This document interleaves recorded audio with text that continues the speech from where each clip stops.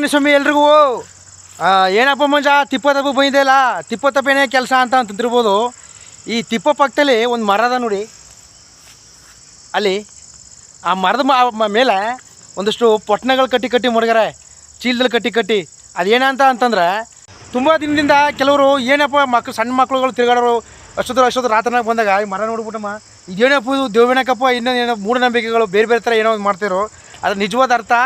ನಮ್ಮ ರೈತರುಗಳು ಇದನ್ನು ಯಾತಕ್ಕೋಸ್ಕರ ಈ ಮರದ ಮೇಲೆ ಮುಡಿತಾರೆ ಅಂತಂದರೆ ಆ ದನದ ಮಾಸ್ಲುಗಳು ಅಥವಾ ಆ ಕರುಗಳಾಗ್ತಂಥ ಸಂದರ್ಭದಲ್ಲಿ ಹಾಲು ಕೊಡಬೇಕಾದ್ರೆ ಅಥವಾ ಏನೋ ನಂಬಿಕೆ ಆ ರೈತರುಗಳಿಗೆ. ಹಾಗಾಗಿ ತಿಪ್ಪ ಹೇಳಿ ಬೋಜಿ ಏನೋ ಹೇಳಿ ಯಾವ ದಿವಸ ಮ್ಯಾಲ ಮರದ ಮೇಲೆ ಅಂದ್ರೆ ಅದೇನಾರ ನಾಯಿನ ಕಿತ್ತಾಕ್ಬಿಟ್ರೆ ಕರುಗಳಿಗೆ ಹಸುಗಳಿಗೆ ಹಾಲು ಕೊಡಲ್ಲ ಅವ್ರ ಮಕ್ಳಿಗೆ ಹಾಲು ಕೊಡಲ್ಲ. ಹೌದಾ? ಆ ಉದ್ದೇಶಕ್ಕೆ ನಾಯಿ ಗಟ್ಟಿಸ್ಬಾರ್ದು ಅನ್ನೋ ಮರದ ಮೇಲೆ ಮಡಗೋದು. ಅದು ಮಾಸ್ಲು ಅಂತ ಕರೀತಾರಲ್ಲ ಡಿಲಿವರಿ ಆಯ್ತದಲ್ಲ,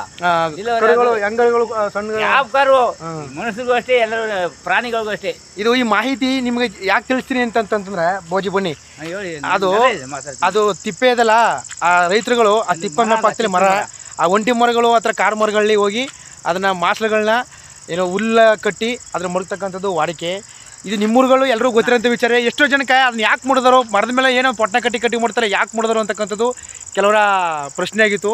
ಆ ಪ್ರಶ್ನೆಗೆ ಉತ್ತರ ನೋಡೋದು ಅದಕ್ಕೆ ಮಾಸ್ಲು ಕಟ್ಟಿ ಮಡಗೋಂಥದ್ದು ಸಂದರ್ಭ. ಅದು ಕೆಳಕ್ಕೆ ಮಾಡಬಾರ್ದು, ನಾಯಿಗಳು ಕಿತ್ತಾಕ್ಬಿಟ್ಟು ಪ್ರಾಣಿ ಮಕ್ಕಳಿಗೆ ಹಾಲು ಕೊಡಲ್ಲ, ಕರುಗಳಿಗೆ ಹಾಲು ಕೊಡಲ್ಲ ಅಂತ. ಸರಿ ಬೋಜಿ, ಒಳ್ಳೆ ಮಾಹಿತಿ ಇದು. ಯಾಕಂದ್ರೆ ಎಷ್ಟೋ ಜನಕ್ಕೆ ಮಾಹಿತಿ ಗೊತ್ತಿರಲ್ಲ.